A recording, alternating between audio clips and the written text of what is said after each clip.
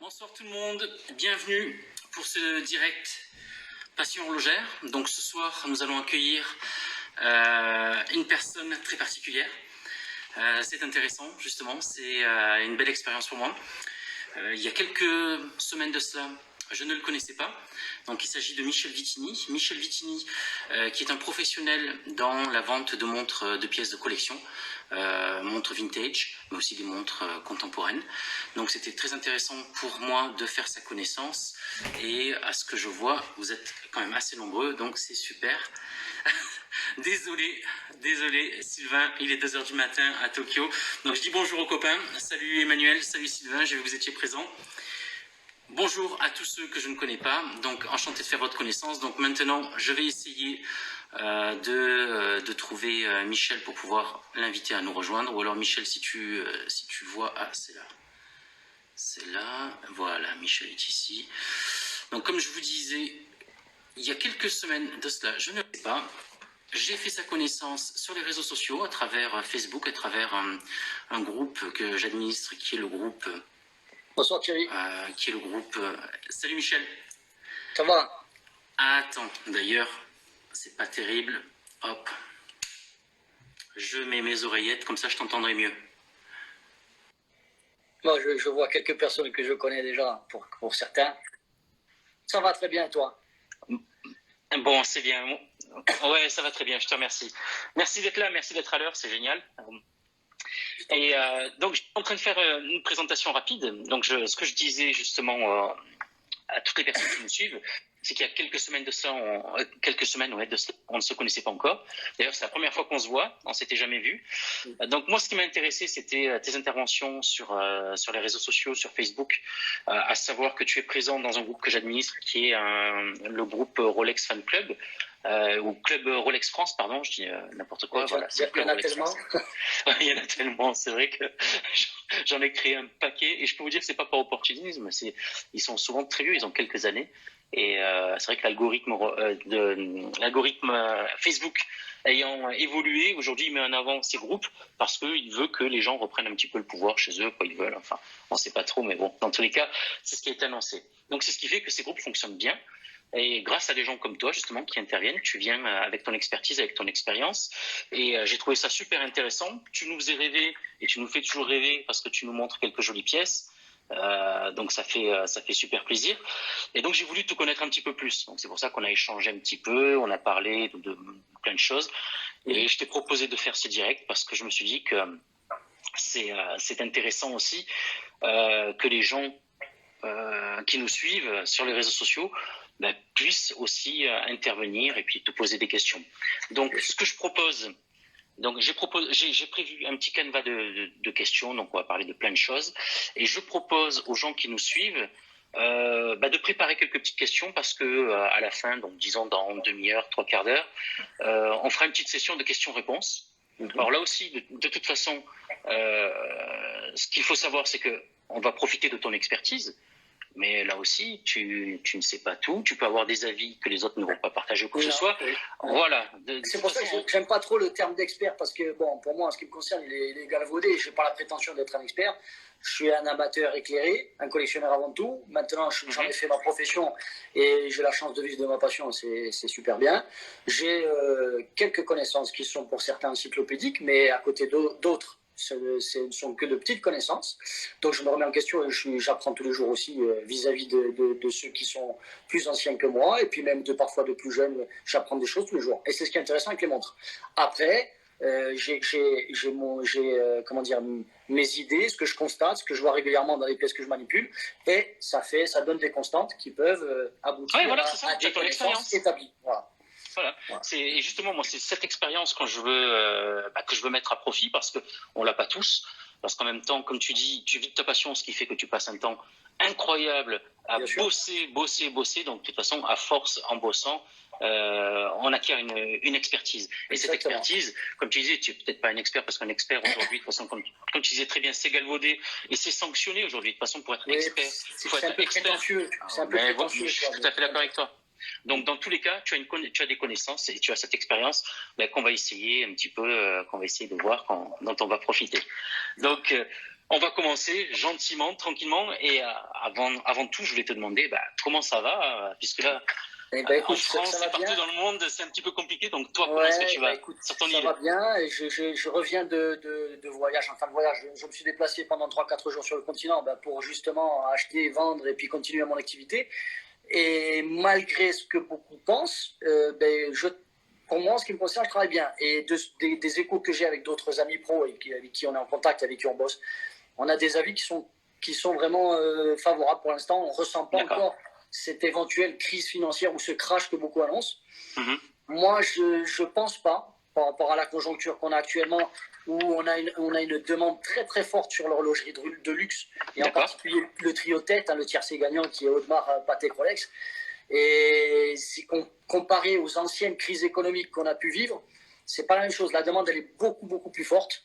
Alors, il va peut-être y avoir un fléchissement parce que tout ce que j'appelle les petits spéculateurs, les gens qui ont une ou deux montres et qui pensent faire un billet par-ci, par-là, c'est comme dans les stocks options. Et c'est les petits porteurs qui revendent et c'est les gros qui rachètent à ce moment-là. Donc, il peut y avoir une baisse du marché, c'est clair, parce que les gens sont inquiets. On est dans une conjoncture où les gens sont inquiets.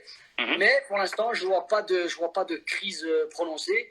Et à moyen terme, je ne pense pas, du fait de la non-production actuelle de toutes les manufactures horlogères, puisqu'il n'y a plus rien qui sort actuellement des usines. Donc, je pense qu'à terme, il risque même d'y avoir peut-être une pénurie et peut-être une remontée par la suite. Mais c'est mon analyse, je ne dis pas que c'est ce qui va se passer, mais c'est ce que je pense. C'est ce que tu ressens dans tous les cas. C'est ce que tu ressens. Et ça, c'est intéressant, justement. C'est bien d'avoir ton point de vue, parce que toi, tu es sur le terrain, tu vois très bien quelle est l'offre et la demande. Et ça, c'est intéressant de voir, parce qu'on a tous un avis. De toute façon, c'est un petit peu comme dans le football, on est tous des sélectionneurs en puissance. Donc là, on a tous un avis d'expert Rolex, mais de toute façon, on n'est pas forcément sur le terrain, donc c'est intéressant. Donc, ton analyse est intéressante. On en reparlera. L'équation du temps, il me rejoint d'ailleurs là-dessus. Il a pas tort. Je pense que ça c'est une valeur sûre en fait, contrairement à l'or actuel qui est devenu intouchable et d'autres avoirs qui sont volatiles parce que les gens ils ont peur des comptes bancaires. Moi, j'ai des demandes de gens qui préfèrent investir dans les montres que d'avoir de l'argent bloqué dans leur compte en banque parce qu'ils sont inquiets de la conjoncture. Ils ont peur de se faire spolier, par exemple. Voilà. D'accord. Peut-être une peur d'une inflation, d'une future inflation ou quelque chose comme ça. C'est-à-dire que l'argent l'écroulement de la monnaie ne vaudrait plus rien. Donc, dans tous les cas, toi, ce que tu ressens aujourd'hui, c'est que les montres de collection, et notamment le trio de tête, ce que tu as cité tout à l'heure, c'est devenu une valeur. Oui, alors, je ne sais pas si on peut parler. Est-ce qu'on peut parler de valeur refuge ou valeur de placement peut-être? C'est peut-être plutôt une valeur de placement. À l'heure actuelle, valeur de refuge, mais avant cette crise sanitaire qu'on connaît, c'était déjà une valeur de placement. Limite spéculative même. Oui, spéculative, on est dans une niche. Alors, je mets de côté l'aspect passion, parce qu'au jour d'aujourd'hui, malheureusement, dans la clientèle que j'ai et que mes confrères ont, il y a de moins en moins de vrais passionnés. Les vrais passionnés, pour moi, ils vont sur le vintage. Voilà. Moi, je suis passionné, j'aime le vintage pour ce qu'il est, pas pour ce qu'il représente, même si, en période de crise, j'ai toujours vu que le vintage stagnait et qu'il repartait à la hausse, tandis que le moderne avait plutôt tendance à se casser la gueule. Au jour d'aujourd'hui, comme je l'ai dit, la conjoncture est différente. Maintenant, c'est vrai qu'on est dans un milieu où ça spécule beaucoup, comme tous les milieux qui génèrent de l'argent, que ce soit l'art, que ce soit les options, que ce soit les métaux précieux, les diamants, ce qu'on veut. Voilà. Et la montre, depuis à peu près 5-6 ans, ça a explosé. Le marché a explosé, la demande a explosé. C'est ce que moi, j'en ai vu. Bon, dans tous les cas, on y reviendra parce que moi, dans un premier temps, je veux qu'on parte un petit peu sur autre chose. Justement, on va prendre le contre-pied de cette discussion. Moi, je voudrais parler du parcours du passionné que tu es. C'est-à-dire que toi, tu as commencé aujourd'hui, comme tu nous as dit, tu es un marchand, tu es professionnel dans l'horlogerie. Par contre, avant ça, tu as commencé tout simplement par la passion. Parle-nous de ton parcours de passionné, justement. Comment est-ce qu'elle est née, ta passion pour l'horlogerie? Moi, la passion pour l'horlogerie, et les montres en particulier, elle est née du fait que mon père, qui est un ancien fonctionnaire de police, était amené à beaucoup voyager de par sa fonction. Et il a été amené à rencontrer beaucoup de chefs d'État et beaucoup de personnes haut placées. Et de temps en temps, il revenait avec de beaux cadeaux et en particulier de belles montres de destination exotique. Et donc, depuis tout petit, moi, j'avais l'image de ces montres un coup Chopin, un coup Rolex, enfin, et de montres personnalisées. Et donc, ça a commencé comme ça. Je commençais un peu à m'intéresser, à voir. Et puis, bon, moi, j'ai acquis par la suite, aux alentours de 19-20 ans, ma première Rolex, qui était une Datejust à l'époque. Ouais. Et puis, de fil en aiguille, on a continué avec les plongeuses, avec les Daytona. Et puis, voilà. Et je me suis orienté relativement assez tôt sur Rolex. parce que c'est un design intemporel, c'est ce qui me plaisait, qui me correspondait le plus. Ça aurait pu être Audemars, mais ça a été Rolex en premier. Et puis après, les années passant, les goûts s'affinent, et puis bon, tu passes après à une marque, une autre. Il y a des marques sur lesquelles je ne vais jamais, parce que je n'ai pas d'affinité dans ce qu'elles représentent ou dans ce qui me plaît, mais ça ne veut pas dire que ce sont pas de bonnes marques. Gégère est une très bonne manufacture. Breguet, Blancpain, voilà. Si je devais actuellement avoir un peu plus de moyens à consacrer dans les montres, une belle Blancpain 50 Phantom no radiation, c'est une montre qui me plairait par exemple. Mais à titre vraiment plaisir, voilà, comme celle que j'ai, que je collectionne. Voilà. D'accord. Est-ce que comme beaucoup... Pardon, je te coupe, mais est-ce que comme beaucoup de passionnés, pour justement évoluer dans ta passion, et au début donc passionné, puis après tu es petit à petit devenu collectionneur, est-ce que justement tu revendais pour acheter, pour essayer de monter en gamme? Parce que quand tu es jeune, tu n'as pas énormément de moyens, donc tu sacrifiais pour acheter quelque chose qui te plaisait un peu plus, et puis si tu faisais un billet, ça te permettait de passer une pièce au-dessus qui te plaisait un peu plus, et de fil en aiguille. Tu arrives aujourd'hui, à 46 ans, j'ai de très belles pièces vintage, et si je dois revendre, parce qu'en général, j'évite de me séparer de mes pièces, si je m'en sépare, c'est parce que j'ai une autre pièce en vue qui me fait dire, maintenant, j'ai mon Graal horloger, tiens, maintenant, j'ai envie de passer à celle-là. Voilà. D'accord. Donc, à chaque fois, obligé de sacrifier quelques pièces, et de toute façon, tu es sacrifié. De fait, soit pour quelque chose que tu considérais comme mieux, ou alors tout simplement parce que tu ne les portais pas, parce que finalement, elles restaient dans le tiroir ou au coffre. Et oui, il y a des pièces en fait, il y a des pièces qu'on rêve, et puis quand on les acquiert, on se rend compte qu'on ne peut pas les porter facilement au quotidien, pour raison X ou Y. Pour le vintage, il y a des gens qui ont peur de les abîmer. Moi, je sais que je porte mes vintage, peu importe la valeur qu'elles ont, parce que j'aime les porter, parce que je regarde ma montre avant de regarder l'heure. L'heure, je le regarde, comme je dis systématiquement, je regarde sur le téléphone, je ne regarde pas sur ma montre. Les montres, je les regarde sous différents angles, sous différentes lumières, et c'est les patines que j'aime, etc. Voilà. Et c'est contemplatif, la passion des montres, pour moi, c'est assez contemplatif. Au niveau de ton parcours professionnel, depuis quand est-ce que tu es professionnel dans l'horlogerie? Alors, dans les montres, c'est court, ça fait pas... En fait, si tu veux, on va être honnête, je commençais à avoir un réseau et un volume de vente en tant que particulier qui font qu'il a fallu que je passe professionnel, parce que pour avoir une reconnaissance officielle, et aussi parce que ça pouvait devenir problématique tout simplement. Pour des raisons fiscales. Ben oui, mais il faut être logique. Et donc pour rentrer dans les clous, il a fallu que je monte une société qui aujourd'hui a un peu plus d'1 an et demi d'existence, et que je puisse discuter d'égal à égal avec mes amis professionnels, parce que vis-à-vis d'eux, c'était pas honnête aussi, même si j'essayais à l'époque d'avoir des prix qui ressemblaient, qui étaient le plus proche de ce qu'ils avaient eux, pour pas les léser. Et comme on commençait à me connaître, voilà, je me dis, maintenant, il est temps de passer pro, et puis d'en faire ton métier, puisque avant, moi, j'étais dans un autre domaine, mais que j'ai sacrifié, et qui, en fait, ça m'a rendu service de ne plus y être, parce qu'il y a trop de contrôle. C'est l'automobile de luxe. Et j'avais un garage où je vendais toutes les marques que tout le monde s'arrache, comme aujourd'hui, toutes les marques que tout le monde s'arrache dans l'horlogerie. Sauf qu'avec l'automobile, c'est que des emmerdes. Donc, voilà, des papiers, des contrôles en permanence et tout. Donc, voilà. Et les montres, on rentre aussi dans un secteur qui est de plus en plus contrôlé, et c'est logique parce qu'il y a de tout et n'importe quoi. Alors je crache pas du tout sur les gens qui se font leur argent comme ils peuvent, parce qu'il y a des gens qui font ça aussi, ça leur permet d'arrondir la fin de mois, mais après il y a aussi beaucoup de tout et n'importe quoi. Et malheureusement, ça déteint sur les vrais professionnels, les gens qui travaillent, qui essaient de faire mieux que leur ça dessert le milieu. Parce qu'il y a des gens qui se font arnaquer, et au jour d'aujourd'hui, il y a de plus en plus sur le Bon Coin et d'autres supports, il y a de plus en plus d'histoires de gens qui se font braquer, arnaquer, et du coup, tu as beaucoup de particuliers qui reviennent dans le giron des professionnels, parce qu'ils se sentent tranquillisés, ils savent qu'ils ont une transaction, si c'est acheté, ils savent qu'ils auront leur virement, si c'est vendu ou donné en dépôt-vente, ils savent qu'ils vont être payés, et s'ils achètent, ils savent qu'ils ont une expertise, qu'il y a quelqu'un qui leur garantit un produit conforme, et que s'il y a un problème, ils peuvent se retourner contre quelqu'un légalement. Voilà. D'accord. Au niveau de ta formation, tu t'es formé sur le tas, ou alors est-ce que tu as suivi des cours? Tu es horloger ou pas? Je ne suis absolument pas horloger, je n'ai pas la prétention d'être, j'ai quelques notions horlogères, c'est tout, quant au calibre qu'on peut trouver à l'intérieur d'une montre et tout, mais en aucun cas je me prétends horloger, je laisse ça à des vrais professionnels, je travaille avec eux en bonne intelligence. Moi je suis marchand, et j'ai des connaissances sur les pièces esthétiques quant à ce qu'elles doivent être par rapport aux périodes et à des périodes données. Voilà. D'accord, ok. Ça, c'est intéressant. Par contre, est-ce que du coup, donc tu as acquis ton expérience au fur et à mesure, en contemplant, en regardant, en observant. Est-ce que tu as des sites ou des livres de référence? Est-ce que tu as quand même une bibliothèque ou une bibliographie? Oui, j'ai une bibliothèque avec des livres et tout, mais après, pour quelqu'un qui veut appréhender, qui veut se lancer un peu dans l'appréhension de la collection de montres vintage ou modernes, bon, les Mondani sont incontournables, puisque ce sont les plus beaux livres avec les plus belles photos, avec quand même des descriptions qui sont quand même assez, qui permettent d'appréhender la chose, même si c'est pas toujours ultra précis, mais c'est généraliste. Il faut que, si c'est trop précis, ça va être très rébarbatif pour les gens. Donc il faut que ce soit accessible. Voilà.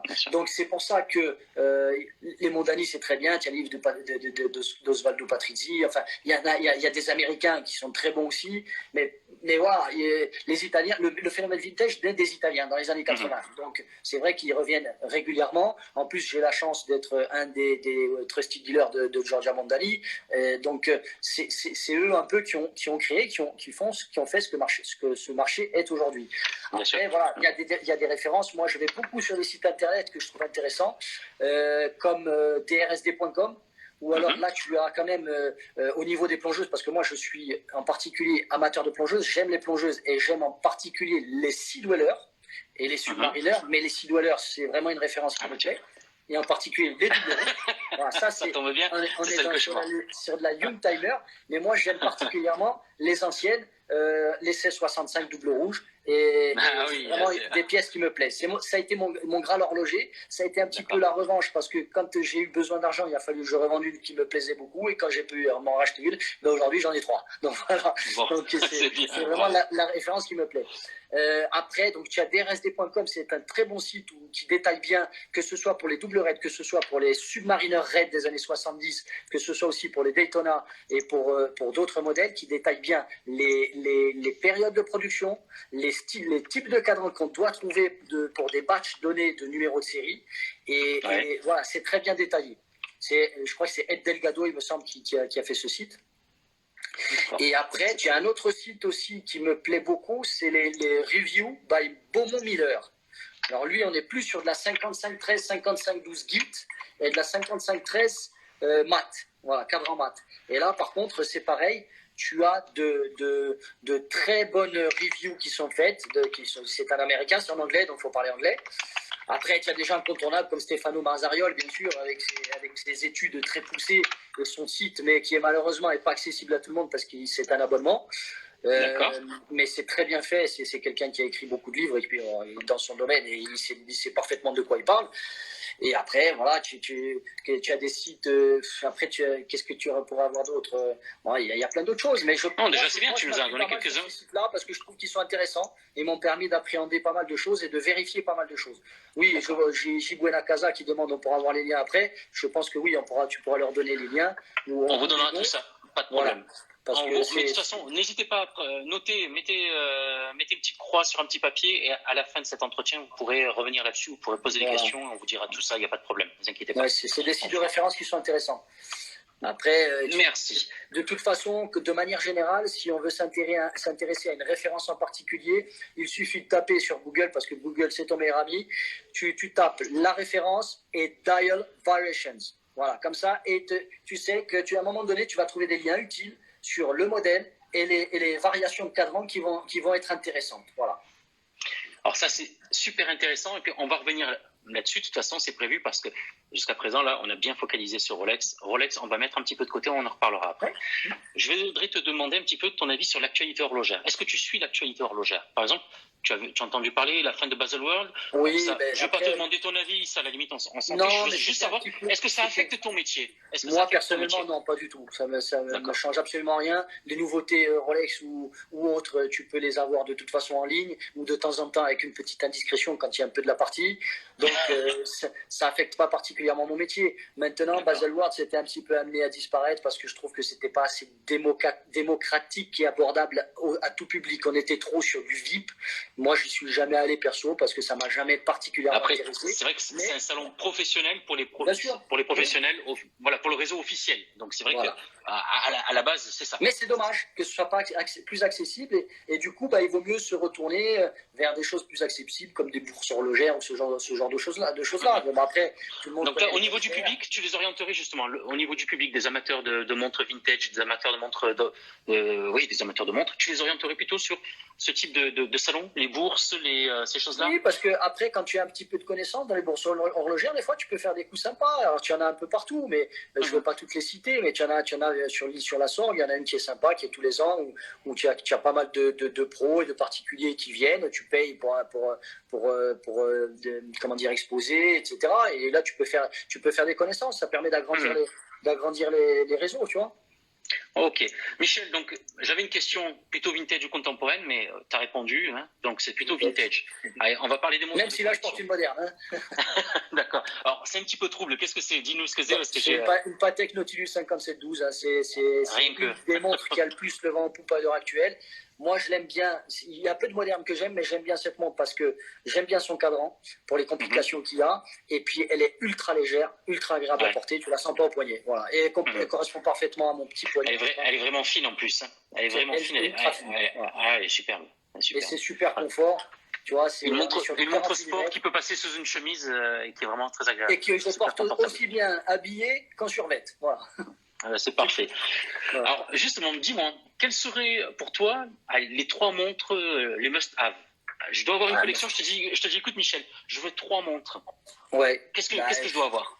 Écoute, moi, voilà, tu l'as déjà sur de la moderne. On va rester un peu sur de la moderne. Après, on passera, je te donnerai mon avis sur du vintage, même si j'en ai pas là. Même si j'en ai, mais très peu. Voilà. Après, moi, une autre pièce que j'affectionne particulièrement, c'est la Audemars. La Audemars Piguet Kasparov en 39, donc c'est une 26300 ST, la référence, je ne sais pas si on la voit bien. Non, on ne voit pas bien. Avec un cadran bleu.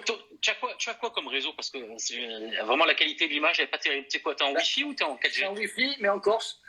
Et en Corse, c'est un peu la campagne, donc il faudra se contenter de ce qu'on a, malheureusement. Je sais, on me l'a déjà dit, j'ai vu dans les commentaires, tonton, on ne te voit pas, mais c'est le Wi-Fi. Donc oui, il y a ça. Après, j'aime bien. Après, bon, je l'ai aussi parce que c'est un incontournable et j'ai réussi à l'avoir. C'est la Detto céramique classique à l'heure actuelle, la 116 500 Hélène cadran blanc.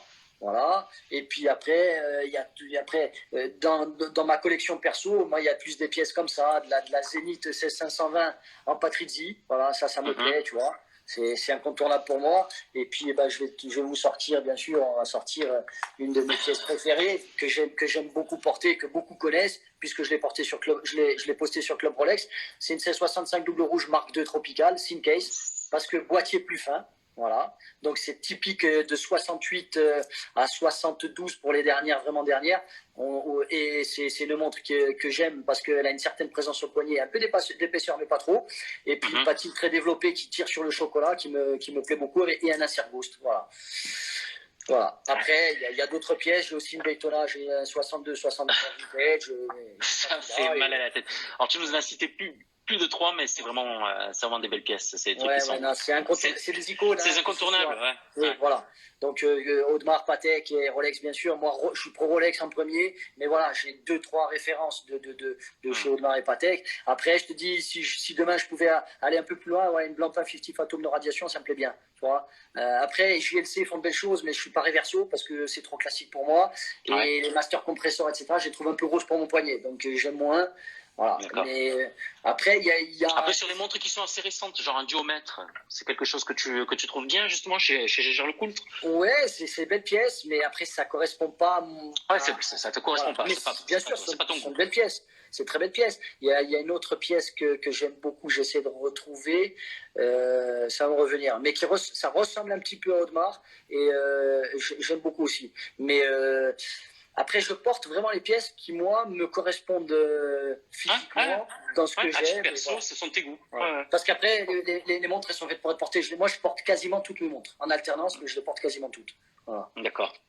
Donc, pour toi, là, je te demande, en tant que passionné, la montre la plus mythique, ça c'est quoi? Celle du fond des océans, genre Submariner, Sea Dweller, ou celle qui a été sur la Lune, genre Speedmaster?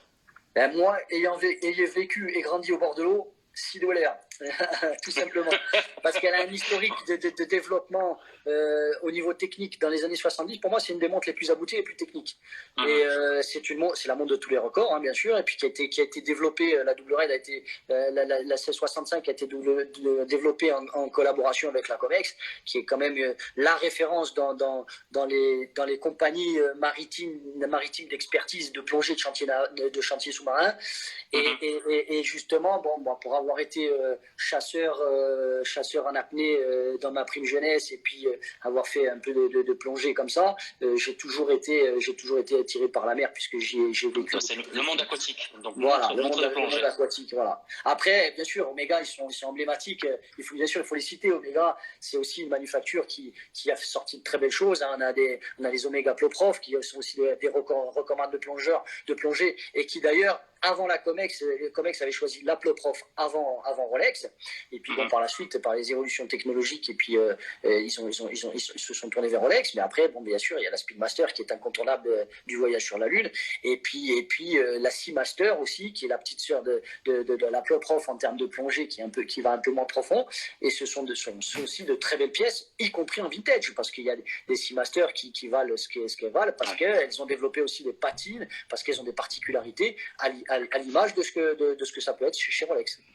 Alors, je vais rebondir sur quelque chose que tu nous as raconté. Justement, tu nous as parlé de ton goût pour ces montres de plongée, du fait de ton histoire, du fait de ce lien que tu as avec le monde subaquatique. Ouais. Et j'aimerais que tu puisses m'expliquer en qualité de passionné que tu es, et puis toutes les expériences que tu as, parce que toi, tu rencontres énormément de passionnés. Tes clients, souvent, ce sont des passionnés. Tu nous as parlé de gens qui veulent placer de l'argent, mais ils aiment quand même le produit. Beaucoup aiment le produit. Qu'est-ce qui suscite, qu'est-ce qui permet d'expliquer cette émotion que suscite une montre? Est-ce que c'est le produit? Est-ce que c'est l'histoire qu'il y a autour? Quelle est toi ton expérience, ton ressenti? Écoute, moi, mon ressenti, c'est que déjà, Rolex, c'est une marque qui s'est très tôt positionnée dans tout ce qui est événement de l'extrême. Alors, ça a peut-être été une politique commerciale voulue dès le départ. En tout cas, si ça a été le cas, ça a été très judicieux, puisque aujourd'hui, c'est la marque mondiale la plus emblématique et qu'on retrouve dans énormément d'événements sportifs, d'événements de l'extrême, que ce soit sous-marin, que ce soit dans l'exploration des pôles, que ce soit en spéléologie, ou gravissement de l'Everest, etc. Donc, c'est vraiment là qu'ils ont réussi à faire. C'est comme ça qu'ils ont fait leur force, en fait. D'accord. Ils ont créé leur légende. Le mythe Rolex est né de ça. Voilà, et les gens veulent s'approprier une partie du mythe. D'où le fait que dans le vintage, il y a une niche au niveau des comex. Il y a des gens, ils veulent vraiment des montres avec un historique de plongée. Il y a il y a les montres militaires aussi qui ont un gros attrait, parce que les gens ils veulent quelque part une montre qui a de l'histoire, une montre qui a. Mais est-ce que justement est-ce que tu sens que ces gens veulent vivre par procuration les aventures qu'ont vécu ces montres ou qu'ont vécu des gens avec ces montres au poignet? C'est possible parce que on est amené souvent à discuter des historiques possibles, à savoir s'il y a une provenance, etc. Et c'est toujours sympa quand là, par exemple, moi je sais que je vais parler des Tudors parce que j'aime aussi les Tudors, même si j'en suis pas le plus grand expert. J'ai un ami marchand que je vais pas citer, mais il se reconnaîtra, qui lui est une référence. Oui, on peut le dire, c'est Michel Colombagne, qui en Tudor est une référence, à mon sens, mondial. Et les Tudors, elles ont du charme parce que aussi elles ont un historique avec la marine française. Elles ont un historique actuellement avec une réédition du COS qui a été faite là dernièrement pour les 25 ans du COS. J'ai réussi à en avoir quelques-unes. Je vais en acquérir une auprès d'un militaire qui a fait des campagnes que je connais personnellement. Et voilà. Donc elles sont plaisantes pour ça aussi. Moi, j'aime l'histoire d'une pièce aussi. Voilà. Il y a Miguel qui dit d'ailleurs Subdato sans bulle. Oui. Il est là, il me regarde, je sais qu'il me scrute, parce qu'il m'a un peu chambré. Parce que c'est vrai que, je vais te dire, au départ j'étais un petit peu réticent, et tu vas comprendre pourquoi. De manière générale, que ce soit le fait qu'on soit corse ou pas, mais en plus dans cette profession, on est plutôt assez discret. Alors moi, le contact est bien passé avec toi, c'est pour ça que je l'ai fait. Mais c'est vrai qu'en temps normal, je ne pense pas que je l'aurais fait. Et en même temps, tu as été très malin, parce que tu as été dans... Attends, Michel, tu as été très malin. Tu es allé dans un coin où on ne capte pas bien, on ne peut pas bien te voir non plus. Ouais, ça a été bon. Ouais. Et attends, j'ai même la cagoule s'il faut pour la mettre, on me reconnaîtra encore moins. On va éviter. Voilà. On fera un best-of après, il n'y a pas de souci. Ouais. Bon, on va continuer justement. Allez, je vais rebondir sur tout à l'heure une partie, ce que tu nous as parlé un petit peu, du côté la valorisation d'une collection. Parce que ça intéresse beaucoup de monde aussi. Alors, à titre perso, moi, souvent, et tu as pu le voir sur le groupe Facebook, j'ai dit, écoutez les gars, la spéculation, etc., vous faites ce que vous voulez, il n'y a pas de problème, mais je ne veux pas que ça devienne le centre de toutes les discussions. La spéculation, au bout d'un moment, voilà. Tant mieux s'il y a des gens qui gagnent leur vie, tant mieux s'il y a des gens qui font des billets, etc. Moi, je suis un passionné, moi, j'aime parler des produits. Mais il ne faut pas s'enlever quand même de l'esprit que c'est vrai que c'est rassurant, même pour un passionné, même pour un mec qui ne va pas vendre. Tu vois, regarde, cette montre-là, je l'ai achetée neuve, c'est ma toute première Rolex. J'ai acheté l'année de naissance de ma gamine, elle ira à son poignet, ça sera bien sûr, elle a une valeur affective, comme moi. Elle a une valeur affective avant tout. Voilà. Sûr, mais par contre, là où je suis rassuré, c'est que je me dis qu'elle vaudra toujours quelque chose. Et cette montre qui, à l'époque, valait dans les 3 000 et quelques euros, aujourd'hui, toi, tu es à même de me dire combien ça coûte. Ça a dépassé les 10 000 euros. Ça se vend au-dessus de 10 000 euros. Ça se vend entre 11 000 et 13 000 euros suivant l'état et tout le set. Donc, justement, on peut pas occulter ça. Et justement, moi, j'ai quelques questions par rapport à ça. Et là, c'est ton expertise en tant que marchand. J'aimerais que tu m'expliques, toi, tu vois, depuis plusieurs années, on voit une envolée des prix des montres de collection, certaines marques, donc Rolex en tête, neuve et vintage. Comment est-ce que toi, tu peux expliquer ça? Rolex produit 1 million de montres par an et pour autant, les prix même du neuf s'envolent. Et oui, mais est-ce que toi, tu l'expliques? C'est juste l'offre et la demande ou il y a autre chose? C'est l'offre à la demande, c'est l'engouement, c'est une émergence du marché au niveau des pays asiatiques. Parce que moi, je me déplace beaucoup en Asie depuis une bonne dizaine d'années. Et si tu vas au Japon, par exemple, à Tokyo, tu vas dans le métro, tous les hommes d'affaires ou tous les salaryman qu'on appelle, ils ont tous une Rolex au poignet. Tous. En Chine populaire, c'est pareil. Et Hong Kong, alors, c'est encore pire. Et si tu veux, en Chine, tu as eu l'émergence de nouveaux riches ces dernières années qui a explosé. On compte à peu près 10 à 15 000 nouveaux millionnaires en Chine par an.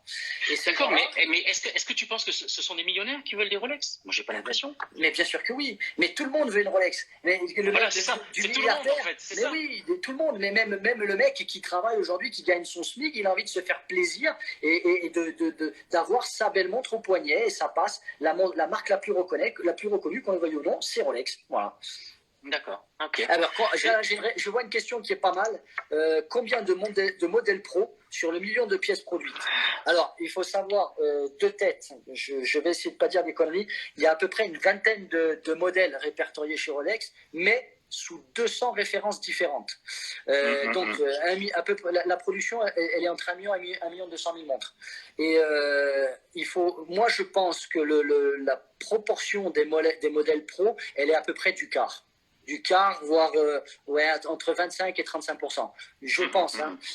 Et donc, du coup, ça ne représente pas beaucoup parce que quand tu regardes les AD de manière générale, un AD lambda moyen, il doit recevoir à peu près 3-4 Daytona par an. Donc, c'est pas beaucoup, tu vois. Ce qui n'est pas grand-chose, ouais. Ce qui n'est pas grand-chose. Si tu fais le calcul au vu de la demande. À tous les AD qu'il y a dans le monde, c'est quand même pas énorme. Et puis là-dessus, il faut comprendre que les modèles pro se divisent entre les tout or, les or et acier, les tout or avec diamant et avec pierre, et les tout acier. Voilà. Donc c'est pas énorme en termes de proportion. Donc par rapport à la demande qu'il y a, même si on va dire qu'on a 500 000 montres mondiales qui sont des professionnels, sur lesquels il va peut-être y avoir, j'extrapole encore 250 000 aciers, c'est pas énorme pour le monde entier par an, par rapport à la demande qu'il y a. Par rapport à la demande qu'il y a. Ouais. Ok. Et alors justement, non, les Rolex en Chine ne sont pas moins chers. Victorien Morin ne sont pas moins chers. Le marché, il est le même. C'est juste qu'il y a moins de taxes à Hong Kong en particulier, mais que tu retrouves quand tu reviens en France où tu dois payer donc la TVA et les droits de douane. Voilà. Exactement. Et justement, alors maintenant, de toute façon, Rolex, incontournable quand on parle de montres de collection. On va focaliser un petit peu là-dessus. Donc, on va parler, avant de parler même des produits, la marque. Qu'est-ce qu'elle évoque pour toi? La marque, bah, c'est une marque d'excellence de toute façon. Après, même si on pourra toujours dire que j'ai refait beaucoup mieux en termes de mécanisme, en termes de finition, que l'enjeu et Sogne sont au-dessus, mais ça reste confidentiel, ce genre de que ce soit l'enjeu et Sogne ou d'autres marques de ce style, ou de la Shooter ou d'autres, c'est extrêmement confidentiel. Et le problème qu'il y a, l'avantage qu'a Rolex en fait, c'est que quand tu l'achètes au magasin, quand tu arrives à l'avoir au magasin, tu ressors, tu perds pas d'argent. Et les gens, ils ont besoin de savoir qu'ils se font plaisir et qu'ils ont une valeur sûre. Ouais. Ce qui n'est pas le cas pour toutes les autres marques. Une Rolex, en fait, pour toi, c'est quelque chose. Déjà, la marque, elle est rassurante. Bien sûr qu'elle est rassurante. Il faut résumer comme ça. Elle est rassurante. Oui, bien sûr, c'est rassurant. Et puis il y a cette image sportive, parce que les pros, c'est ce que les gens, c'est ce qui fait le plus rêver les gens. Même si moi, actuellement, je me suis fait plaisir et j'ai acquis cette pièce que j'aime beaucoup, qui est une Day-Date en or rose, en 40 mm, parce qu'en 36, je les trouve trop petite. Mais moi, j'aime aussi les Day-Date. Mais c'est vrai que c'est les pros. Les gens aiment les pros. Voilà. Et puis les mécanismes, ils sont extrêmement robustes. De manière générale, on préconise une révision tous les 5 ans, mais moi je vois des Rolex qui n'ont pas été révisés parfois pendant 15 à 20 ans et qui tournent encore comme des horloges. Comme ça a été dit dans un des commentaires, c'est ce que je dis souvent, ce sont des tracteurs, c'est vrai. Et c'est vrai que c'est pas rare de lire des commentaires. Alors là, je vois un autre commentaire. Les marques préconisent, ouais. Oui, non, je vois Enzo 987 qui dit les prix au gris baissent. Bien sûr qu'ils baissent.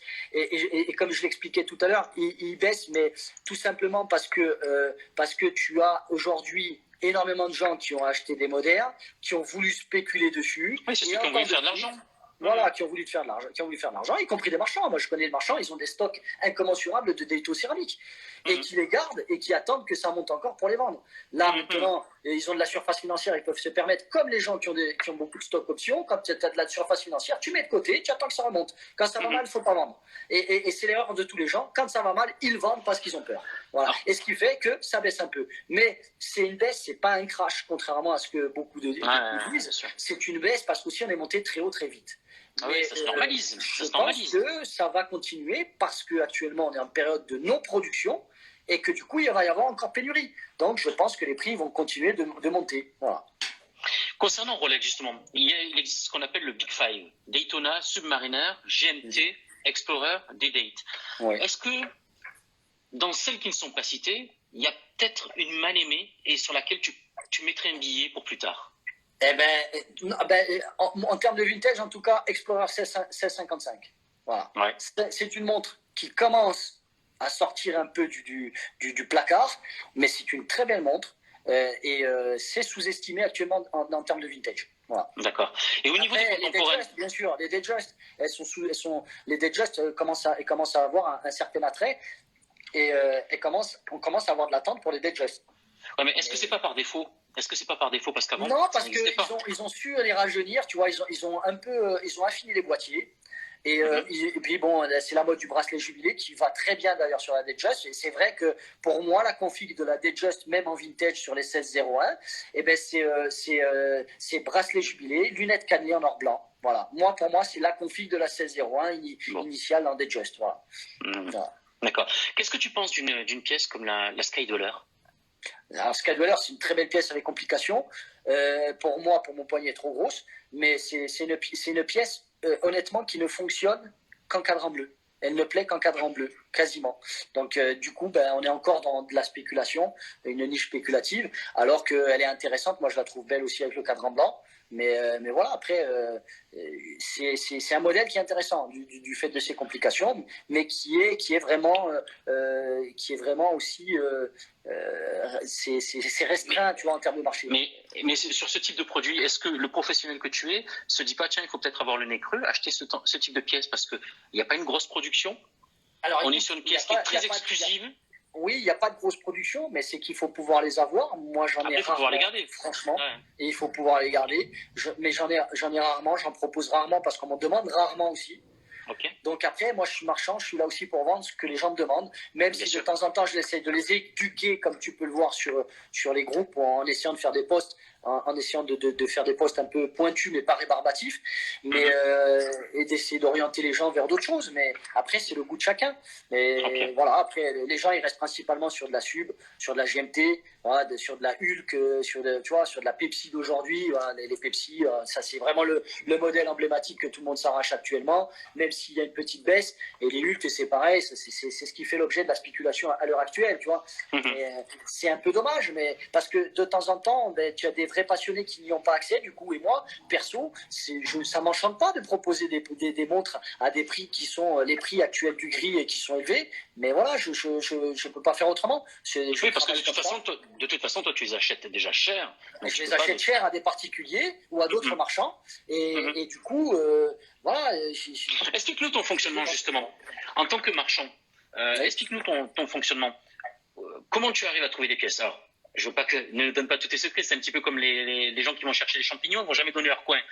Mais comment est-ce que tu arrives à trouver des pièces? C'est par d'autres marchands? Grâce à des bourses? Bien sûr, ce sont des particuliers qui viennent à toi? Oui, non, tu as un réseau de marchands. Parce que de temps en temps, pour des raisons de trésor, tu as des marchands qui se retrouvent à vendre un peu moins cher, X pièces d'un coup, parce qu'ils ont autre chose à racheter où ils savent qu'ils vont faire plus de gras. Tu as tous les clients à qui tu vends, à un moment donné, quand tu as établi une relation de confiance avec eux, eh ben, ils s'adressent à toi pour leur revendre les pièces que tu leur as vendues il y a quelques années. Du coup, elles te reviennent. Et puis tu les revends derrière. Tu les reproposes à d'autres passionnés parce qu'ils veulent upgrader et passer à autre chose chez toi. Et puis, tu as aussi des collectionneurs, des gens dans des successions qui viennent, qui s'adressent à toi parce qu'on commence à te connaître, etc. Oui, le FAV 94, Rolex est devenu une marque de spéculateur. Je ne suis pas d'accord avec toi. C'est devenu une marque de spéculateur pour des gens qui veulent faire de l'argent, mais tu as encore... Pour des spéculateurs uniquement. Bien sûr. Heureusement, il y a beaucoup d'autres types de clients. Donc moi, honnêtement, dans le panel de clients que j'ai, oui, j'ai des spéculateurs, j'ai des gens qui me demandent uniquement, oui, qu'est-ce qu'il y a comme affaire. Mais ces gens-là, en général, je ne discute pas très longtemps avec eux parce que c'est des gens qui ne veulent pas payer en vérité. Ils veulent acheter moins cher que ce qu'un marchand peut payer. Donc ces gens-là, je ne peux rien faire pour eux. Et puis il y a des gens qui sont de vrais passionnés, ce qui est le cas pour la plupart de ceux que j'ai, et ils achètent, et quand ils me revendent, c'est parce qu'ils veulent passer à une autre montre qui leur plaît, pas pour gagner de l'argent. Donc il n'y a pas que des spéculateurs. Michel. Mais comme le dit Michel, oui, il a raison, il y a très peu de passionnés aujourd'hui, c'est vrai. Moi, et les vrais passionnés, moi je les vois dans le vintage principalement, ça c'est clair et net. Voilà. Après, tu as des primo-achetants, tu as quand même des gens qui n'arrivent pas à avoir une pièce chez Rolex, et du coup, ils passent par le gris parce qu'ils ont envie de se faire plaisir malgré tout. Tu vois. Et c'est vrai que c'est malheureux, mais c'est comme ça. Et c'est pareil dans d'autres domaines, que ce soit dans la voiture de collection ou que ce soit dans l'art. Il y a des spéculateurs aussi. Et malheureusement, ça fait qu'il y a des pièces qui deviennent moins accessibles à tout le monde. À partir du moment où il y a de la valeur, il y aura des gens qui vont vouloir spéculer dessus. Mais ça, de toute façon, à un moment donné, comme je te disais, moi, je ne veux pas focaliser uniquement là-dessus. Là, on en parle parce que de toute façon, ton métier, c'est aussi les côtoyer parce que toi, tu es marchand.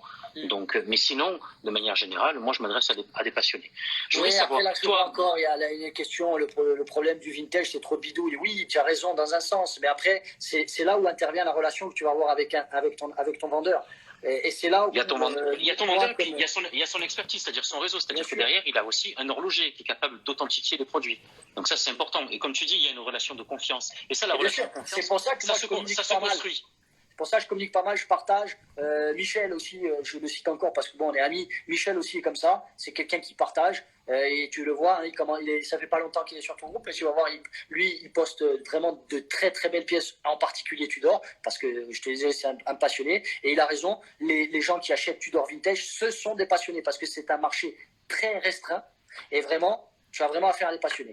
Et dans le Rolex Vintage, tu as aussi affaire à des gens comme ça, même s'il y a aussi un peu de spéculateurs. Mais voilà, c'est sûr que moi, ça ne me plaît pas d'avoir à vendre à des gens qui sont là des fois pour faire de l'argent. Mais bon, s'ils veulent placer les affaires, moi je ne vais pas cracher dessus non plus. Hein. Oui, c'est leur problème. Ça, à la limite, c'est leur problème ou c'est leur chance. Ils font ce qu'ils veulent. Moi, je voudrais savoir comment est-ce que tu procèdes. Parce que tu revends, tu n'as pas de boutique, tu n'as pas de site internet. Comment est-ce que ça fonctionne? C'est le bouche à oreille? C'est les gens qui te connaissent? Tu es recommandé par tes anciens clients souvent? Comment ça se passe? C'est ce qui se passe souvent. Le bouche à oreille, les gens qui sont satisfaits de ce que je leur apporte comme service, des explications que je leur fournis, du temps que je prends pour leur répondre. Ça, c'est important aussi, même si on ne t'achète pas, de pouvoir répondre aux questions des gens, de leur donner un maximum d'infos. Et puis après, bien sûr, tu as les réseaux sociaux aujourd'hui, ils permettent. Instagram, c'est un super support. C'est le plus simple en termes, voilà, tu prends photo, tu postes, tu fais tes commentaires, les gens viennent, réagissent, like, etc., partagent, ça va vite. Facebook, c'est pareil. Et encore, moi, je n'ai pas un Instagram extraordinaire. Moi, je dois avoir 4000 et quelques abonnés, mais ça commence à faire un peu de monde. Mais après, voilà, souvent c'est ton nom qui revient parce que tu partages, parce que tu discutes, parce que tu échanges avec les gens. Moi, je monte à Paris de temps en temps quand j'ai le temps. Je mange avec des gens qui sont plus des clients, qui sont devenus des copains et des amis pour certains. Et on se met autour d'une table et on se montre nos pièces et on se voit. Et puis voilà, quand j'ai le temps de le faire, c'est avec grand plaisir. Et certains viennent me voir en Corse quand ils viennent en vacances, et je les ai rencontrés sur le continent. Et c'est ça qui fait que tu partages, c'est le partage. On aime ce qu'on fait, je vis de ce que j'aime et c'est le principal. Voilà. J'aime mon métier, mais comme il dit Michel aussi, on aime notre pays, on aime notre métier. Et même si parfois on a des gens qui sont vraiment, des fois on a des gens qui sont exécrables, mais ça fait partie des aléas. Ça fait partie du négatif. Oui, malheureusement, t'as des gens, on a des gens, ils sont puants, ils pensent qu'à l'oseille et leur seul truc à la bouche, c'est dans 2 ans ou dans 3 ans, qu'est-ce que ça va m'emporter? Mais j'ai pas de boule de cristal. Il y a que ma sensibilité du marché, il y a que ce que je vois, que je constate depuis quelques années en arrière. Et voilà, après, si tu achètes uniquement des montres en voulant faire de l'oseille, ben, tu as d'autres options, même si actuellement c'est quelque chose qui rapporte. Mais voilà. Ok. À titre perso, ta dernière prise de choix dans ta collection privée, toi, la dernière prise qui me plaît oui, ben, c'est ce que je te disais, j'ai acheté ça il y a quelques jours, voilà, la Daytona rose, cadran vert, 60e anniversaire, elle me plaît beaucoup. C'est du moderne, alors je suis un mec vintage, mais elle me plaît, moi je porte l'or. J'ai une sub en or jaune aussi, que j'aime. Voilà, j'achète une pièce parce qu'elle me plaît avant de penser à la spéculation, parce que je ne sais pas ce que ça vaudra dans quelques années, mais elle me plaît et je la garde. Voilà. Et est-ce que tu as réalisé ton rêve horloger? Est-ce que tu as une pièce, la pièce ultime? Oui, ben moi j'ai eu. C'est ce que tu disais, ta rouge? Oui, j'ai ma double rouge, mais j'ai eu aussi des Topol Human, j'ai eu un 6538. Donc j'ai eu des références emblématiques que j'ai revendues. Et il n'y en a pas une qui te fait rêver aujourd'hui? Parce que j'ai pas assez de moyens pour garder. Mais si j'avais plus de moyens aujourd'hui, oui, j'aurais encore ma Topol Human. J'aurais encore mon 6538, oui, je les aurais encore. Et après, j'ai sectionné, je préfère avoir un double rouge parce que c'est vraiment une pièce qui me correspond, qui me plaît, que d'avoir un Paul Newman, même un peu plus cher, même si c'est le double du prix d'un très beau double red, quoi. Est-ce que tu as vu que la montre, justement, on parle de Paul Newman, donc la montre qui appartenait à Paul Newman, le Daytona de Paul Newman, c'est la montre bracelet qui a battu tous les records. On va oui, parler de prix. 7,5 millions de dollars, c'est impressionnant. Donc un truc incroyable. Est-ce que il y aurait une montre mythique qui a appartenu à quelqu'un que tu aimerais voir un jour revendue dans une vente aux enchères? Allez, je vais te donner quelques exemples. Celle de Churchill, Eisenhower, Dalai Lama, Jean-Paul II, Martin Luther King, celle du Che, tout le monde la connaît, celle du Che. Ou alors, elle est emblématique. Sinon, il y en a une autre qui est emblématique, celle de Sarkozy. Ouais, bon, moi, ça me fait moins rêver. Non, c'est pas que le personnage me déplaît, mais non, mais ça, c'était une blague. Une montre de président, une montre de président. Oui, bah, t'as la D-Date, c'est la montre des présidents, voilà. Mais non, mais indépendamment de ça, je sais pas ce que portait Jean-Paul II, tiens, mais ça pourrait être intéressant de savoir s'il a pas coté. Il avait une D-Date, ouais. Il avait une D-Date. Il a eu aussi des Datejust, il en avait un paquet. D-Date et Datejust, ouais. Mais tous les grands de ce monde, ils ont toujours été attirés par la montre, parce qu'en fait, la montre, c'est un bijou intemporel. C'est le seul beau bijou pour homme, même si je porte une chaîne en or. Moi, la montre, je porte pas de bague, rien du tout. Et la montre, elle a cette valeur intemporelle et transmissible en termes de patrimoine. Moi, je sais que mes montres, ma collection, on va aller à mes filles. Et puis, elles choisiront peut-être qu'une ou deux parce qu'elles m'auront appartenu, et puis le reste, elles les vendront, et si ça peut leur permettre de payer leurs études, d'avoir un appartement, elles pourront dire ce qu'il n'avait papa, ça m'a aidé à accéder à ce que j'ai aujourd'hui, et puis voilà, c'est de la transmission de patrimoine aussi. Moi, c'est dans ce sens-là. Je viens de voir 2 références là, qui sont passées, là, et 2 commentaires, là, ça m'a plu. C'est vrai qu'il y a la fameuse Daytona de Jean-Paul Belmondo, donc Peur sur la ville, c'est un truc extraordinaire. Et Steve McQueen, le 5512. Ah, le 5512 de Steve McQueen, regarde. Moi, la 5512, après Acid Dweller, c'est la référence que je préfère. Là, j'ai un Maxidial Mark 1 que tout le monde veut me racheter et que je ne vendrai pas, les gars, parce que je l'aime. C'est une montre que j'ai depuis des années. Et la 5512, c'est une pièce qui me plaît vraiment. Et en plus, Steve McQueen était un acteur que j'aimais vraiment beaucoup. Ouais. Bon, allez, on passe sur les Et attends, people. je casse un mythe aussi. J'arrête. La Fredshone est donc la 1655 qui est appelée à tort Steve McQueen, et Steve McQueen ne l'a jamais portée. Il portait une 5512 et une 5513. Voilà. Donc il n'a jamais porté de 1655 Explorer. Voilà. C'est une Fredshone et c'est tout. Là, Grosse équipe en italien. Tu vas tuer certains collectionneurs qui étaient sûrs d'eux quand même. En titre perso, allez, que ce soit en qualité de passionné, collectionneur. DSK, il portait pas sa montre au poignet. Je réponds à Michel avec son commentaire.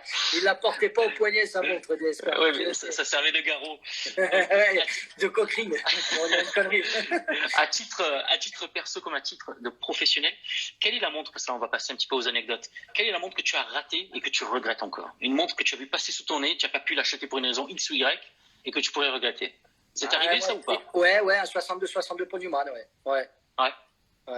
Mais, et sinon, il m'est passé sous le nez à très peu, ça s'est joué à quelques minutes.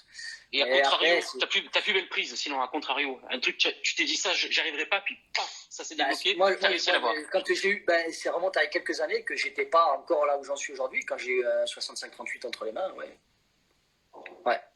Pas mal. Tu t'es dit là, je tiens un truc bien. Ouais. Ah ouais. Et franchement, je l'ai pas gardée parce que j'avais pas les moyens, mais elle était très très belle et c'est vraiment une référence. C'est la montre de James Bond, la 65-38 avec la grosse couronne et tout. Et c'est ce cadran Gilt magnifique au radium et tout. Voilà, c'est une pièce. Ouais. Franchement, j'aurais bien voulu. Bon, tu désespères pas, tu pourras l'avoir repassée. Non, maintenant c'est inatteignable. C'est des pièces qui atteignent des sommets. On compte en plusieurs centaines de milliers d'euros pour une très très belle 65-38. Donc non, il faudrait que je sacrifie toute ma pauvre petite collection pour en avoir une. Bon, il m'en reste encore quelques-unes, mais malgré tout, non. Sinon, est-ce que tu as des histoires qui entourent des montres que tu as pu croiser? Des belles histoires? Qu'est-ce que tu pourrais nous raconter? Ah, des belles histoires, oui. Il y a celle d'Oliveman, là, avec sa rarissime Blue Bezel, là, puisque je vois que ça rigole. Mais oui, Miguel a raison. Il a raison. 55-10, ouais, c'est la référence absolue en Submariner, c'est vrai. Mais moi, j'en ai jamais eu entre les mains. Je ne veux pas m'inventer ce que j'ai pas. Donc, je parle de ce que je connais. 55-10, je ne connais pas. Je n'en ai jamais eu. Mais c'est vrai que j'ai jamais vu passer. Il a raison. Et oui, donc, la rarissime Blue Bezel d'Oliveman, oui, ça, c'est une montre qui a fait parler, on sait pourquoi. Voilà. C'est un petit clin d'œil entre nous.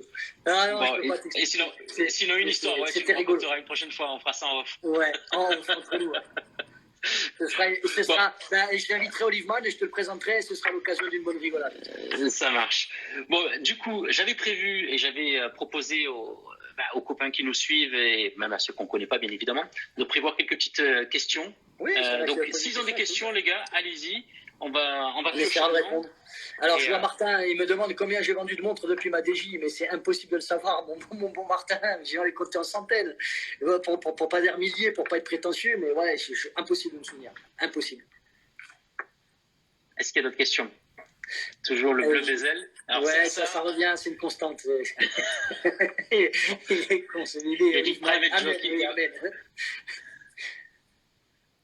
Alors, quel prix actuel pour une Deadhead hors jaune fond vert? Alors, le prix actuel du marché chez Rolex, je crois qu'on est à 37 800, si je dis pas de conneries. Michel peut peut-être me corriger.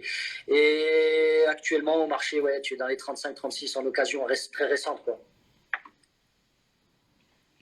Comment acheter une Pro chez Zanadé aujourd'hui? Je pense qu'il faut faire la queue, là. Non, alors aujourd'hui, à moins de passer par un achat qui va être inutile, à savoir de passer par un modèle qui ne te plaît pas et qui est difficile à vendre, pour pouvoir ensuite te faire mettre sur liste d'attente, ça va être compliqué. Parce que maintenant, les AD, ils revendent à leur clientèle de proximité et à des clients qui ont déjà un historique d'achat chez eux pour justement essayer d'endiguer le phénomène de spéculation sur les sportives. Voilà. Mais bon, c'est peine perdue parce que demain, tu peux être un client reconnu, j'en connais quelques-uns, qui achètent à tout va tout ce qui rentre et puis qui les ressortent à des marchands et qui en plus veulent les vendre plus cher que les marchands pour certains. Donc je leur dis, vendez-les tout seuls, les gars, hein, parce que moi, je peux rien faire pour vous. Voilà. Alors, il y a des questions qu'on va éviter. Oui. Un avis sur la Rolex Explorer 1. Ah, la petite en 36, ouais, la petite en 36. Donc celle-là, pendant très longtemps, celle-là, justement, elle n'a pas décollé. Elle commence un petit peu péniblement. Tout simplement du fait que les gens, beaucoup de références deviennent inaccessibles. Ouais. Et du coup, ils se rabattent sur les références du dessous, d'où la flambée des prix sur les Explorer 1, qui maintenant avoisinent les 5000 et 5500 euros, et les Datejust, même les vintage, les petites 1601, 1603, 1630, 1614, etc., qui dépassent les 3500 balles quand tu as des jolies pièces en montre seule. Et quand tu es avec des montres avec boîte et papier, tu es dans les 5000 et 5500 euros. Donc, les plongeuses deviennent accessibles. Donc, voilà. La C55, non, elle commence à décoller doucement, mais ils vont venir. Oui, 1530, c'est vrai, un modèle très intéressant, mais qui est très peu connu du public. Et Miguel, tu le sais très peu tu le sais comme moi, ça fait des années que ces montres, elles ne montent pas parce qu'elles sont inconnues. À contrario, la Huster Quartz commence à monter, alors que la 1530, elles ont un design similaire, et c'est vrai qu'elles sont intéressantes parce qu'elles sont automatiques, mais elles ne décollent pas. Il y a des références comme ça, mais on va y venir, certainement que ça va y venir, il faut que les gens y s'éduquent, et puis bon, après on verra bien. Il suffit que tu aies une personne un peu connue qui l'ait au poignet pour que le modèle y explose, et puis du coup tout le monde le veuille.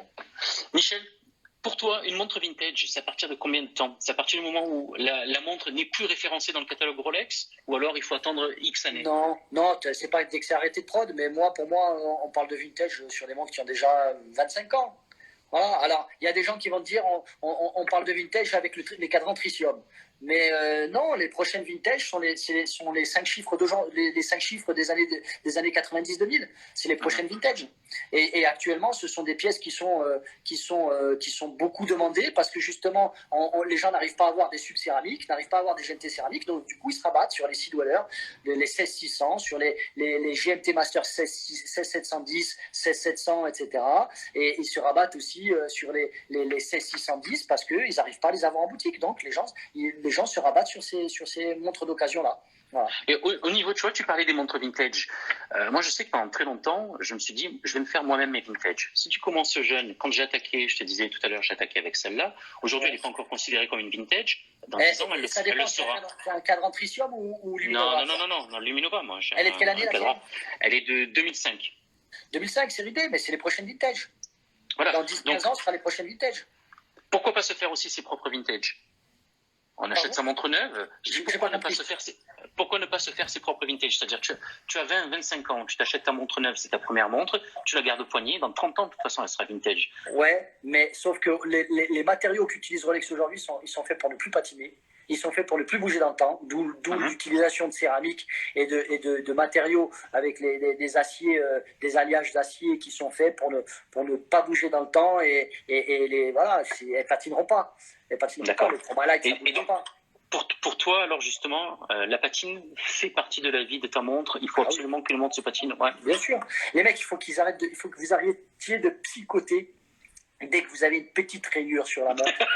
C'est vrai, faites attention à vos montres parce que c'est vrai que c'est un bel. Et puis si en plus vous voulez les garder, faites-y attention. Mais ne psychotez pas dès que vous avez une micro-rayure ou dès qu'il y a quelque chose qui ne va pas sur votre montre. Justement, elle va vivre. Un insert qui change de couleur, il y a quelques années, dès que les inserts changeaient de couleur, paf, Rolex, on changeait chez Rolex, on jetait à la poubelle. Maintenant, les inserts patinés, tout le monde se les arrache. Et un insert aujourd'hui, ça devient un budget dans une montre. C'est pour ça que c'est important parce que maintenant, quand il y a un insert sur une montre, sur une vintage, tu peux avoir des inserts entre 2, 3, 4 000, 5 000, voire 10, 12 000 euros suivant les vintage, 20 000 euros pour certains, tu vois. Donc, ça commence à être des budgets et les gens se rendent compte qu'un bel insert patiné, ça donne du charme à une montre. Ça fait une montre aussi. En plus des index et des aiguilles.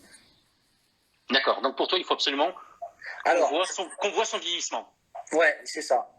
Alors là, je suis quelqu'un qui parle du fait que les patines ne sont pas homogènes sur les montres. Pas tout simplement parce que le tritium, il faut savoir que c'est un isotope radioactif et que les aiguilles et les index, ils n'étaient pas assemblés au même moment, ils venaient pas des mêmes sous-traitants et que du coup, ça réagissait différemment en fonction des concentrations de matière qui étaient sur les aiguilles ou sur les index. Et une patine homogène, c'est rare. Et patine homogène, de manière générale, c'est que ça a été relumé très souvent. Parce que souvent, il y a toujours une différence entre les aiguilles, la perle et les index. Voilà. Et oui, il ne faut pas polir, c'est mieux, il vaut mieux. Dans tous les cas, de maintenir une montre dans sa configuration d'époque d'origine, dans son état le plus proche de son origine, c'est mieux, c'est clair. Alors, aujourd'hui, tu vois, on a eu le cas justement sur le groupe Facebook du club Rolex France. Il y a un gars qui a laissé tomber son Daytona sur le carrelage. Ouais. Ça a abîmé la carrure. Il posait la question, qu'est-ce que je dois faire? Toi, qu'est-ce que tu lui conseillerais? Laisse Bah, comme ça, si la montre marche bien, tout va bien, ou alors file bah, vite, la ça faire dépend. polir. C'était une moderne. Non, faire polir, si la carrure elle a morflé, qu'elle a pris un bon coup, là, du coup, sincèrement, si ça le chagrine vraiment sur une moderne, tu fais faire une recharge laser et puis voilà, on n'en parle plus. Ça se fait de plus en plus. Et, et dans le vintage, si c'est signalé, que c'est pas caché, pourquoi pas? Je veux dire, à ce moment-là, tu reviens sur une montre avec sa forme originelle. Donc, moi, ça me dérange pas plus que ça si c'est pas caché, que si les choses sont dites. Parce qu'après, les magouilles de cadrans relumés qui sont pas dites, d'aiguilles relumées, que c'est pas déclaré, c'est pas cool, quoi. Il vaut mieux dire en toute transparence. Mais les mecs, il y a des marchands qui ne le disent pas parce que ça leur permet de revendre leurs pièces le plus cher possible. Voilà. Donc, moi, je préfère dire les choses et puis Bon, eh ben, espérons que tu... Voilà, Thierry, bon... Donc là, il faut que... Qu'est-ce que- Non, non il faut que tu l'acceptes Ouais. dessus.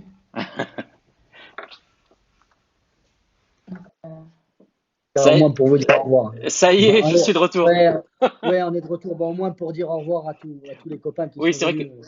c'est ça. Voilà, on voulait pas partir comme des voleurs. Bon, ça fait quand même déjà 1 heure qu'on était Eh ensemble. oui, Et ben, c'est ça bien passe parce que oui, ça passe vite. Et on pourrait passer des heures comme ça justement à discuter. Ah oui, ben oui. Eh oui, mais c'est ça les passionnés justement. Et ça, pour ça, c'était génial.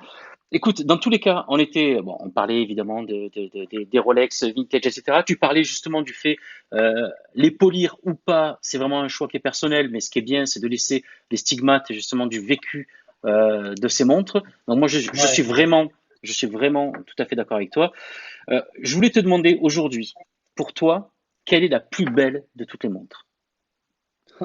La plus belle de toutes les montres, tu me poses une colle là. Eh oui, Parce je sais bien. il y en a tellement. Après, ça dépend, ça dépend du goût de chacun. Je veux dire, moi, tu sais que je suis un pro Rolex, mais après, moi, j'aime les double oreilles, tu le sais. Ouais, Mais ouais, après, la ouais. plus belle des montres, tu as des montres tellement belles avec des complications extrêmement complexes, mais c'est pas pour moi, tu vois. C'est beau Hmm, comme ça, mais ouais. c'est Donc, de l'art et tout. Mais bon, voilà ouais, toi, quoi. tu vois ça comme une œuvre d'art, mais après, oui, toi, de toute façon, la Moi, montre, c'est tu la moi, je considères, vois. tu veux la porter. Toi, Oui, voilà, la montre, tu veux la porter. Et tu veux qu'elle vive exactement. ce que tu vis au quotidien. Exactement. Ok, Voilà. bon, ça Et, résume tout de toute façon. et quand je pars en voyage, je te dis sincèrement, bah, la double red, elle fait partie du voyage, quoi, tu vois. Voilà. Il y en a d'autres, j'aime beaucoup en moderne, tu vois, qui ont en plus monté énormément en cote. Les 16610, ben là je montre la Huc, quelle vidéo. Les 16610 LV, tu vois, Ouais, ouais. celle qu'on appelle la Kermit. Hum, C'est une hum, montre que j'aime beaucoup en moderne parce que j'aime bien cet insert, j'aime bien ce maxi dial. mhm. Et c'est une Ouais. sub qui se détache un peu des autres au niveau du look. Parce que les 16610 Hélène sont jolies, mais Voilà. bon, tu vois, avec ces petits index et tout, je préfère celle-là avec cette Hum. poignette verte et tout. Bon, Voilà. vu que tu es un marchand, vu que je suis un passionné maintenant qu'on se connaît un petit peu mieux, ouais, Oui, qu'est-ce que je tu... sais, j'ai une connexion de merde. Je le sais, là. Tu sais, on est en Corse, c'est la campagne. Donc, Michel, on se connaît un petit peu mieux. Tu es collectionneur, quoi, tu es, pardon, vendeur et collectionneur aussi, mais bon, tu es marchand de montres. Moi, je suis un collectionneur, je suis un amateur. Qu'est-ce que tu me vendrais? On se connaît un peu Pour mieux. commencer, Ouais, pour commencer en vintage, dans le ouais, pour vintage, commencer en vintage. J'ai pas de vintage. Qu'est-ce que tu me conseillerais? Ouais, qu'est-ce que tu me vendrais? tu prends une belle 1675 avec une belle patine, et une GMT Master donc des années 70, ou un Longueux, ou une Maxi Dial, peu importe. Voilà, j'en ai une jolie là, par exemple, tu vois. Tu prends ouais, je sais pas si on va bien l'avoir, c'est ça la merde. Ah ouais, Un beau on va pas avoir 1675 grand-chose. Maxi Dial comme ça, avec un bel insert patiné, des beaux index orangés, avec un beau bracelet jubilé. Voilà. Ou alors après une belle 55-13. Attends, est-ce que j'en ai? Oui, j'en ai une. Attends, hop, j'ai celle-là. Je sais pas si on va la voir. Tu prends une belle 55-13 des années 70. Voilà, c'est beau. Pour Ça me commencer plaît dans le bien. vintage, c'est bien. Oui, tu es dans des budgets qui sont raisonnables, que tu peux trouver entre 12 et 16 000 euros, mais c'est une somme. Mais bon, tu as déjà une première appréhension du vintage et tu as quand même quelque chose. Les gens, ils regardent, ils disent, ah, c'est pas la sub de tout le monde ou c'est pas la GMT de tout le monde, tu vois. Et ça, c'est plaisant. Quand les gens ils t'arrêtent, ils disent, oh, monsieur, j'ai jamais vu une sub comme ça. Et là, tu expliques un petit peu, tu vois. Voilà.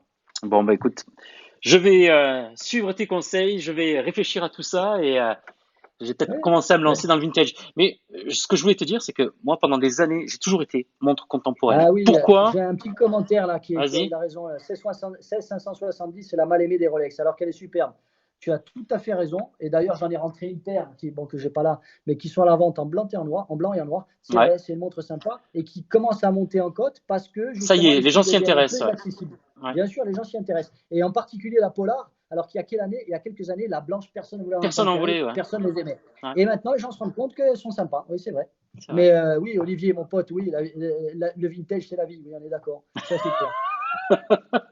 Ah, Olivier, c'est un très bon pote, c'est un ami qui adore les vintage et on a un peu évolué ensemble. Et j'ai vu ses goûts s'affiner aussi dans le vintage. Voilà. Bon, ben, c'est super. En tout cas, écoute, je tiens à te remercier pour ce bon moment qu'on a passé ensemble. Ben ouais, J'espère que ça aura je t'en prie. plu à tout le monde. Moi, je voulais passer un petit mot aussi parce que avant la fin, alors là, c'est le petit moment réclame. Mais tu verras, je le fais pas pour rien. Je le fais jamais hein, d'habitude. Je vais faire une petite réclame quand même. Ce mec Ouais, là, donc ça c'est les marmottes de Gaston. Voilà, ouais, ça c'est ouais. marmotte camo. Je vais te l'offrir, Michel. Je vais te l'envoyer. Ça me fait plaisir. C'est super gentil. Voilà, parce Ouais, que je sais que tu transportes on souvent va pas s'en mal de montres servir. sur toi, voilà, tu pourras t'en servir. Et surtout, ce mec, C'est voilà, très sympa. je voulais en parler tout simplement parce que hier, il m'a contacté, il m'a dit que ce que j'avais monté là pour aider les personnels soignants, etc. J'ai une petite cagnotte Litchi que j'ai montée et les gens mettent 10 balles, 20 balles dedans ou ce qu'ils veulent. Derrière, j'achète des cartes essence que j'envoie aux aides-soignantes, aux infirmières parce que elles se font chier tous les jours pour aller bosser, pour aller sauver des vies et que leur direction leur refuse Salut de Pascal. les aider pour payer l'essence. Ce mec m'a appelé, il m'a dit Thierry, je vais te filer 20% de mon chiffre d'affaires jusqu'au 31 mars C'est sympa. pour ces nanas, pour ces gens C'est qui ont bien. des difficultés. Donc je voulais en parler parce que ce soir on avait du monde. Voilà, c'est la petite minute réclame. Vous Ouais. faites ce que vous voulez, mais Michel, je vais te l'envoyer. C'est mon Eh cadeau. ben, avec grand plaisir. Et Et si tu as un Insta ou un truc à nous faire partager pour qu'on l'ajoute, ouais, avec plaisir. pas de souci, on fera ça. En tout cas, Bon, en merci tout cas, beaucoup. c'était très sympa. Merci les gars d'être venus parce que vraiment, c'était très sympa. Je vois que les retours sont assez sympas, tout le monde est content et tout. Et a priori, ben, il y en a qui seraient favorables pour qu'on en refasse. Ah ben, on en Et ben, refera, bien sûr. pourquoi pas avec toi, Miguel? Parce que même si tu n'es pas trop pour, c'est quand même un truc sympa et ça permet aussi de partager ce qui est notre passion, notre métier, notre passion avec des potes et puis aussi avec des clients et leur faire comprendre que par la communication, et ben, en étant transparent, on peut toucher des gens et puis voilà quoi. C'est tout. Exactement. Tu as tout Ouais. résumé. Merci encore, Michel, et je te dis à tout bientôt. Et Allez, fais-nous rêver à avec tes belles bientôt Thierry. pièces. Salut. Porte-toi bien, à bientôt. Ouais, merci Ciao, toi ciao. aussi. Ciao. Ciao.